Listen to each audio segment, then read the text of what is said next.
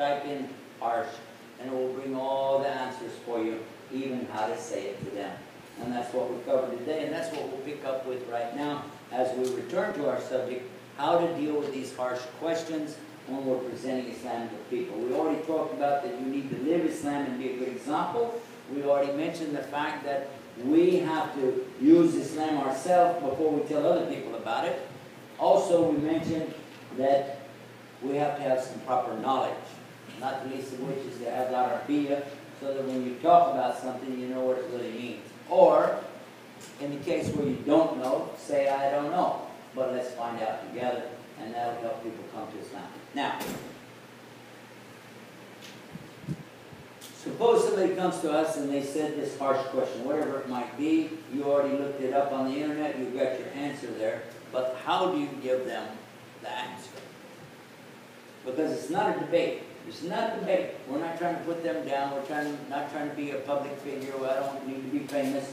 Just I want to talk to my friend here. I work with them, or I live close by them, and maybe they're even a relative. I just want to get the nice message to them in the best way. That's my goal. That's what I hope for. All right? What do I do? So when you go to harsh, it will tell you even how to do that. Somebody comes to you, how come you Muslims have to beat your wives? What a horrible thing to say. Internet. Get the answer. Now you're ready. So, he says it to you. You say, thank you for asking me about my religion. You'll be surprised. Huh? You didn't know you were going to answer like that. Say, in Islam we have the truth and the proof. I cannot lie about Islam. If I do, I can go to hell. And we know that. All Muslims know that. We don't lie about our religion.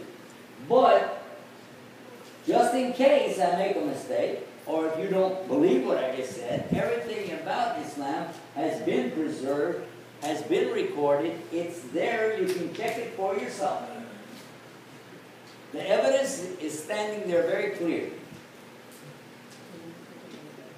The next thing is, let's look at your question.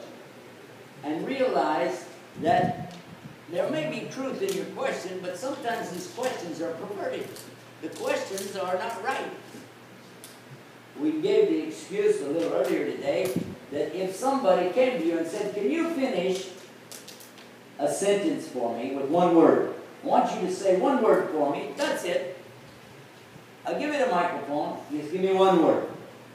I'll give you the sentence. I need the last word. Okay?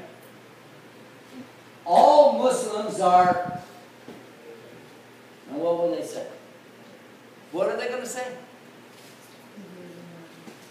They're going to say they're very kind, lovely gentlemen. We love living with them. Huh? No, one word, and you already know. And another sentence, Islam is... Then they're going to say Islam is peace, it's nice, it is submission to God. And no, they're not. You know that. And that has to change. That cannot remain like that for the benefit of these people. They need to know. And obviously, we will not be able to live in a community that becomes so perverse that it is willing to break their own constitution to put us out. You realize that? The Constitution of the United States guarantees the religion to be free from any interference from government whatsoever. But if they can make it look like that Islam is what? Terrorism. Oh, that's against the Constitution. We can shut you down. And who is doing this? The people behind this are not Jewish. They're not. And they're not Christian. And hopefully they're not Muslim either. For the most part, the people doing this are atheists. They may have a tag on them that says they're a modernist Muslim. Some of them are like that.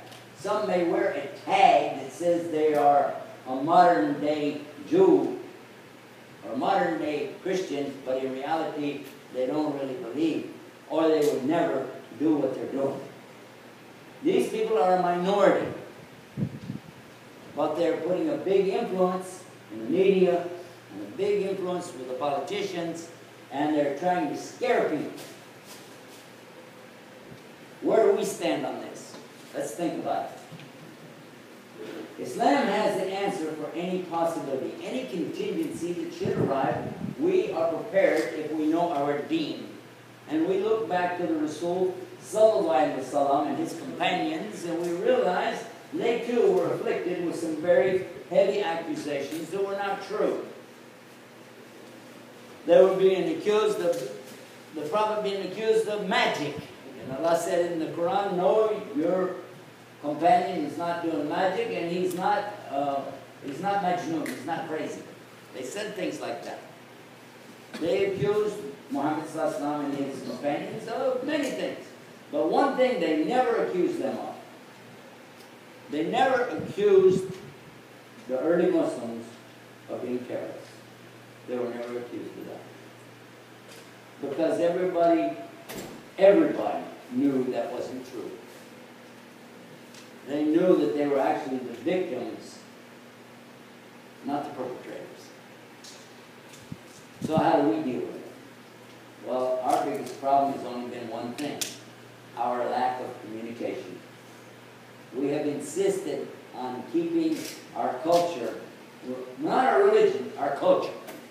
When we come to this country, I want to wear what they wear back home and call it Sunnah. I want to eat what we eat back home and say it's Sunnah. And I want to act like, talk like, even keep my old language. I don't want to, but when I go to work for my money, okay, then I'll change everything real fast. But when I get back to my little house, my little social gathering, I can pretend I'm back home. Not you guys, some guys, all right? The problem with that, it's not a game. It's a very serious thing, because the people who are not Muslim, they look at it to the extent, and I'll give you one example. 20 years ago, before I came to Islam, I was trying to convert a Muslim to be a Christian. A Catholic priest who was a friend of mine was visiting our home. Now, we weren't Catholic, but he, of course, was. And he asked if he could go to the masjid and see what it looks like. The Muslim took him to the masjid. And when they came back, we took the priest aside and we said, what are they doing there? Did they like slaughter animals, spread blood around? What do they do? They make bombs? What are they doing in there? He said, strangely enough, it's like a monastery for monks. They line up, they're very silent, and they stand the same way the monks do. Arms crossed, just like this. And they don't speak, they don't move, they just stand there, and then the leader says something, then they bow, just like the monks. They even put their head on the ground, just like the prophets used to do. He said, it's amazing. It is the most peaceful form of worship I have ever seen. A week later, he converted to Islam. Father Peter Jacobs accepted Islam the night before I did. How many more people are thinking the same thing right now? And if you think, oh, that was back then, I got news for you.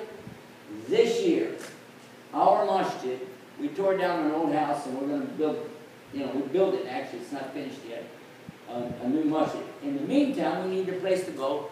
Made an agreement with the church we could use their facility on Fridays and go into the auditorium and use it to worship.